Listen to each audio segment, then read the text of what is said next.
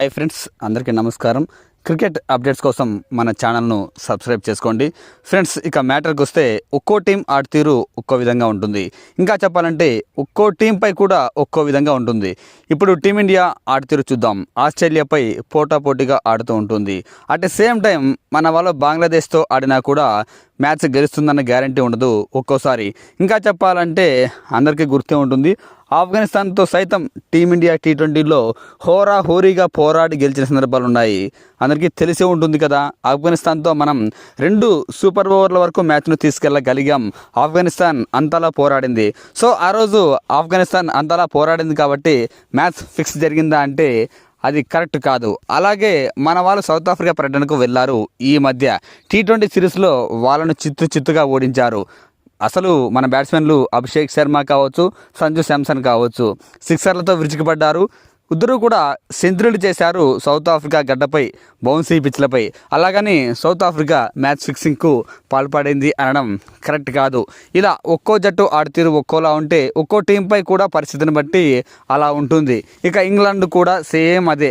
ఒక్కోసారి ఆస్ట్రేలియాపై చిత్తుగా ఓడిపోతుంది, ఒకసారి ఆస్ట్రేలియాను చిత్తుగా ఓడిస్తుంది. బంగ్లాదేశ్ చేతిలో కూడా ఓడిపోయిన సందర్భాలు ఉన్నాయి. టెస్ట్ మ్యాచెస్ కూడా బంగ్లాదేశ్ చేతిలో ఓడిపోయింది. అలాగని మ్యాచ్ ఫిక్సింగ్ జరిగిందని భావించలేం కదా.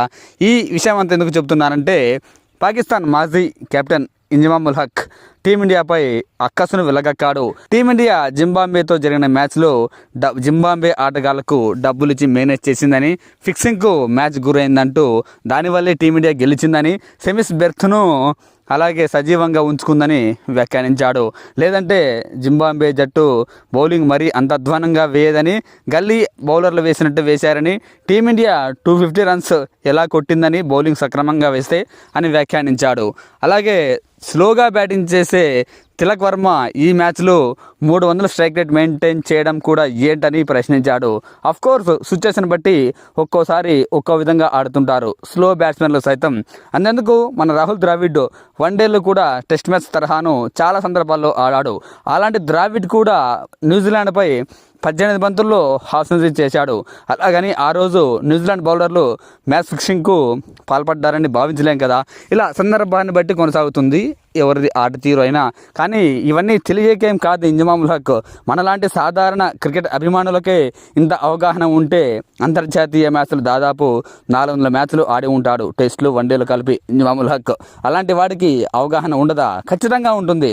కాకపోతే పాకిస్తాన్ సూపర్ 8లోనే ఇంటిదారి పట్టాల్సిన పరిస్థితి ఏర్పడింది. టీమిండియా వెస్టిండీస్పై గెలిస్తే సెమీస్ చేరుకుంటుంది. ఈ అక్కసను వెళ్ళగక్కలేక ఆట తీరుతో మాటల్లో వెలుగక్కుతున్నాడు ఇంజమాముల్ హక్.